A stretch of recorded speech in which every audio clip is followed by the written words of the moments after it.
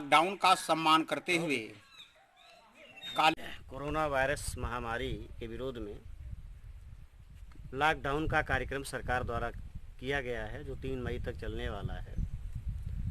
सरकार ने जो लॉकडाउन किया है, इसकी वजह से गरीब मजदूर लोग जगह जगह पूरे देश में फंस गए हैं, जिससे बड़े पैमाने पे लोगों की जानें जा रही है और उनके परिवार के लोग भी परेशान हैं। और इस परेशानी के वजह से बड़े पैमाने पे हमारे लोगों का सत्यानाश हो रहा है। ये जो हमारे लोगों का सत्यानाश हो रहा है, ये सरकार की गलत नीतियों की वजह से हो रहा है। सरकार ने एकाएक लॉकडाउन किया, हमारे लोगों को 1 दिन 2 दिन भी का भी समय नहीं दिया निकलने के लिए, जिससे बड़े पैमाने पे मजदूरों को परेशानी हो रही है, किसानों को परेशानी हो रही है। यहाँ तक कि डॉक्टर जो अपनी जान की बाजी लगा करके कोरोना मरीजों को बचाने का काम कर रहे हैं, उनके लिए सरकार पर्याप्त मात्रा में किट्स उपलब्ध नहीं करवा पा रही है, और जो किट्स उपलब्ध करवा रही है वो भी घटिया क्वालिटी का करवा रही है। बहुत सारी चीज़ें हैं जिसके विरोध में हम लोग ये निषेध काली पट्टी आंदोलन चला रहे हैं। हो गया क्या? साथियों, जय भीम जय मूल निवासी। मैं सुनील कुमार गौड़, मंडल अध्यक्ष भारत मुक्त मोर्चा फैजाबाद मंडल।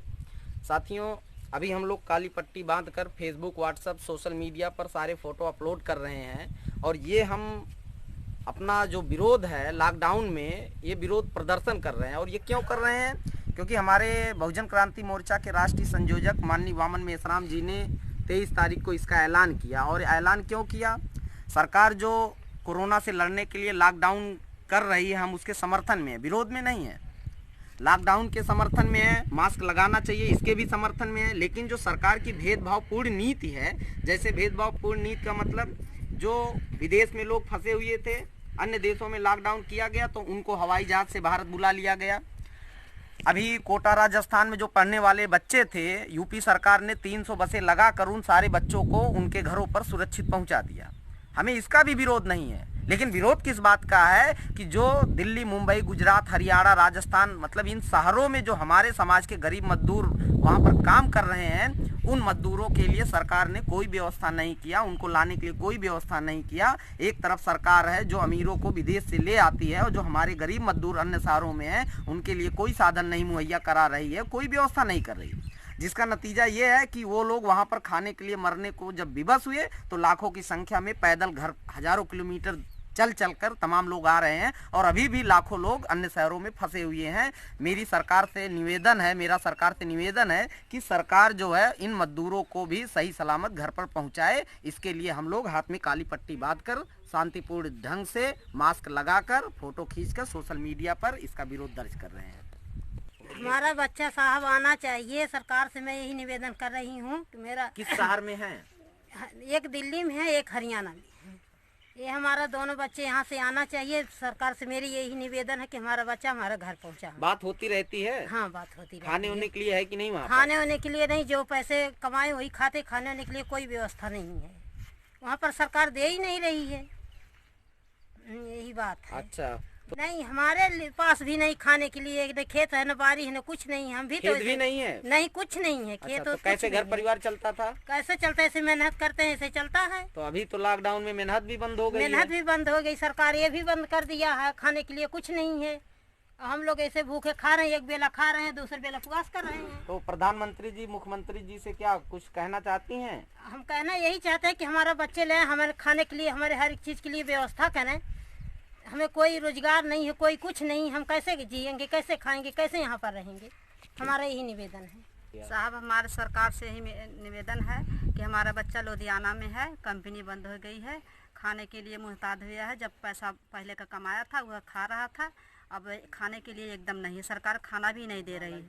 अब हम तो ये गरीब मनई हैं, नहीं दे रहा, फैक्ट्री मालिक सहायता नहीं दे रहा है, सरकार भी खाना ही नहीं दे रही है। तो हमारा बच्चा जो पैसा कमाया था वो खा लिया, अब ये खाने की भी नहीं है तो कहाँ से खाएगा? भूखा ही प्यासा ही मर रहा है। हम सरकार से निवेदन ये करते हैं कि हमारा बच्चा सुरक्षित हमके घर पे पहुँचा दे सरकार। आपका घर कहाँ है? ये कौन सा हमारा जगह है? घर काबले प्रतापपुर में है। जिला? जिला अम्बेडकर नगर, तहसील जलालपुर। तहसील जलालपुर।